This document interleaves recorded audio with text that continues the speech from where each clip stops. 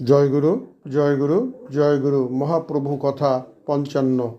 গদাধর মুকুন্দকে বলিলেন, মুকুন্দ, আমি পুণ্ডরিক বিদ্যানিধির বাহ্যিক দিক দেখে মনে মনে অবজ্ঞা করেছিলাম।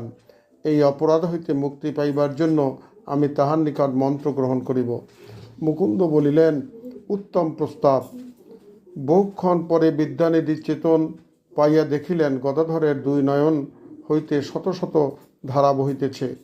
গদাধরকে টানিয়া পুণ্ডরিক কোলে বসিয়ে নিজ হাতে নয়নধারা মুছাইতে লাগিলেন। তখন নয়নধারা আরও বাড়িয়া গেল।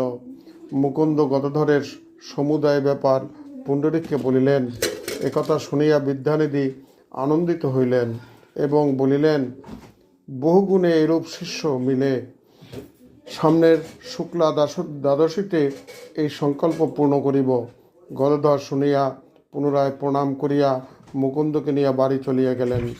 সেদিন নিশি যোগে বিদ্যানিধি একাকী মলিন বস্ত্র পরিয়া নিমাইকে দর্শন করিতে চলিলেন। তিনি নিমাইয়ের কথা জনমুখে শুনিয়াছিলেন, কিন্তু তাই মনে মনে ভাবিতেছেন, নিমাই পূর্ণ ব্রহ্ম, সেই কৃষ্ণ, তাহাকে দর্শন করিতে যাইব, কিন্তু আমি শ্রীকৃষ্ণের কৃপাপাত্র কিছুই করি নাই ভাবিয়া অতি দীনভাবে ক্ষমা ভিক্ষা চাইলেন। প্রভু, আমাকে ক্ষমা করো। এই শ্রীকৃষ্ণ ভাবে ভাবিত হয়ে প্রভুর সম্মুখে উপস্থিত হইলেন।